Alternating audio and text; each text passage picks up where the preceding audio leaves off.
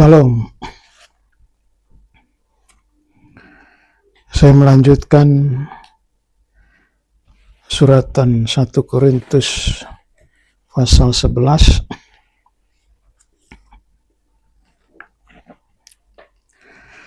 Satu Korintus pasal 11 terkena meja roti pertunjukan. Bisa masuk persekutuan dengan Kristus. Ini meja roti pertunjukan dalam hal fungsinya, yaitu supaya kita boleh masuk persekutuan dengan Kristus. Ayat 1-16 persekutuan dengan jemaat. Ayat 17-34 perjamuan kudus dan penyalahgunaan perjamuan kudus. Itulah 1 Korintus pasal 11. Kita membaca ayat 1-3. Jadilah pengikutku, sama seperti aku juga menjadi pengikut Kristus. Aku harus memuji kamu, sebab dalam segala sesuatu, kamu tetap mengingat akan aku, dan teguh berpegang pada ajaran yang kuteruskan kepadamu.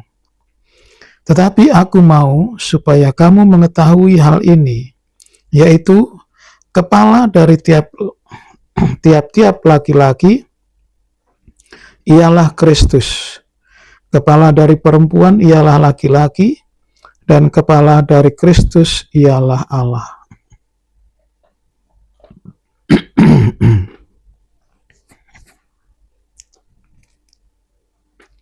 Jadi Rasul Paulus mengajak sidang jemaat untuk mengikuti dia. Sebab dia sendiri juga ikut Kristus.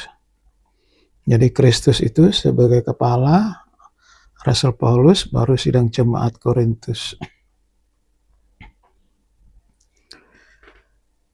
Di dalam mengikut Kristus, kita harus mengetahui bahwa kepala dari Kristus adalah kepala laki-laki Kristus, kepala dari perempuan adalah laki-laki, dan kepala Kristus adalah Allah. Jadi berarti urutannya dari bawah itu perempuan, laki-laki, Kristus, baru Allah, Bapa. Di sini dia menekankan bahwa tiap laki-laki jika berdoa dan bernubuat dengan berkerudung atau memakai topi, maka dia menghina kepalanya, menghina Kristus. Jadi di dalam hukum Kristen bahwa laki-laki itu harus menyinarkan kepalanya, yaitu Kristus, dan Kristus itu kepalanya Allah. Sedangkan perempuan tidak perlu atau dalam arti dia harus menudungi kepalanya. Menudungi kepalanya dari perempuan adalah rambutnya. Jadi kalau perempuan itu rambut pendek seperti saya begini, dia menghina kepalanya. Ya. Karena kepala sudah rambut pendek, lalu istrinya ikut rambut pendek lagi. Ya, paling tidak harus ada perbedaan yang jelas. Ya, mungkin satu leher atau bagaimana. Itu supaya perempuan itu ada tanda takluk kepada suaminya, karena malaikat-malaikat. Jadi supaya malaikat pun tidak risih melihat perempuan itu jika dia berambut pendek. Tetapi sebaliknya, laki-laki tidak boleh berambut panjang.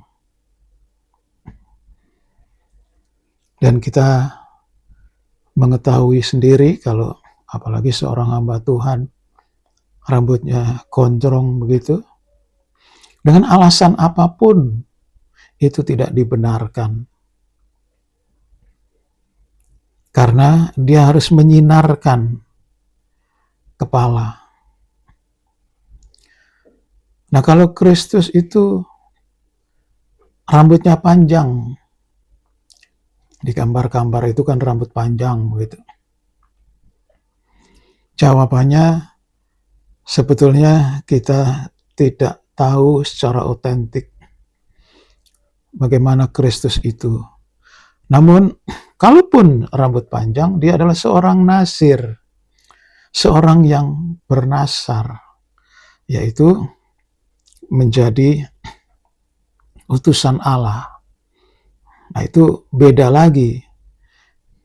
Ya, sebab menurut perjanjian lama, seorang nazir seperti Samuel itu sejak lahir sudah diserahkan kepada Tuhan untuk melayani Tuhan. Ya, maka tidak kena cukur rambut. Nah, seperti itulah Tuhan mengatur sidang jemaatnya dalam hal ini adalah tunduk. Ya. Jadi bukan ukuran rambutnya seberapa, tapi tunduknya. Jadi kalau laki-laki dia tunduk kepada Kristus, itu berarti harus rambut pendek. Begitu pula perempuan, kalau tunduk kepada laki-laki atau suaminya, dia harus berambut panjang. Itu aja kesimpulannya. Itu ayat 14. Bukankah alam sendiri menyatakan kepadamu bahwa adalah kehinaan bagi laki-laki jika ia berambut panjang? Jadi ini peraturan dalam sidang jemaat. Kalau laki-laki berambut panjang, dia kehinaan. Selanjutnya ayat 17 sampai 34, perjamuan kudus dan penyalahgunaan perjamuan kudus. Perjamuan kudus itu tidak boleh dicampur dengan makanannya manusia, maksudnya ya macam-macam itu. Sebab kalau manusia diberi kesempatan untuk makan, dia paling banyak, sehingga terjadi yang satu kehabisan, yang satu kelebihan. Bahkan di sini dibilang mabuk, yang satu kelaparan. Nah, untuk itu perjamuan kudus itu harus diatur sedemikian rupa bahwa apa yang terjadi di dalam perjamuan kudus yaitu supaya mendatangkan berkat. Sehingga jemaat itu semakin dikuatkan. Dalam gereja hujan awal, letak kekuatan gereja itu di perjamuan kudus ini. Ya, firman Allah juga, Roh Kudus juga. Tetapi perjamuan kudus, mereka makan perjamuan kudus itu setiap hari, bahkan di rumah-rumah. Sehingga mereka menghadapi aniaya tetap kuat.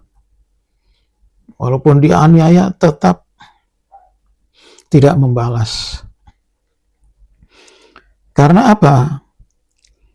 Perjamuan kudus ditempatkan pada tempatnya, yaitu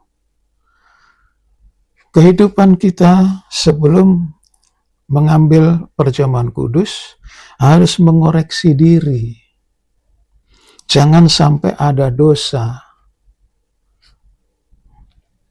Ayat 10 disebutkan di sana ada 5 yang menyebabkan Israel itu dihukum oleh Tuhan, mati di padang gurun. Dan salah satunya penyembahan berhala. Itu sebabnya perjamuan kudus harus dilaksanakan dengan hati yang sudah bebas. Itu sebabnya didahului dengan firman Allah. Nah, firman Allah dan Roh Kudus dan perjamuan suci itu satu, dua, tetapi satu. Jadi alangkah baiknya kalau setiap ada firman Allah, di situ ada perjamuan kudus.